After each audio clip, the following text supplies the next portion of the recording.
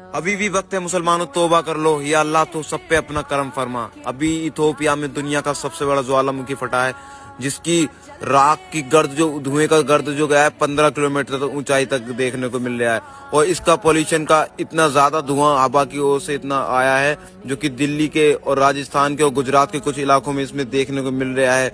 और मैं सभी मुसलमानों से अपील करता हूँ कि छोड़ दो बुरे काम, कयामत बिल्कुल अनकरीब है। नमाज़ें पढ़ो, रोजे रखो और बुरे कामों से बच जाओ। अब भी मौका है, नहीं तो फिर संभलने का किसी को भी मौका नहीं मिलेगा। मुसलमानों, ये लास्ट मौका है। कयामत अपनी निशानियां दे रही है, मगर कोई भी सुधरना नहीं चाह रहा है।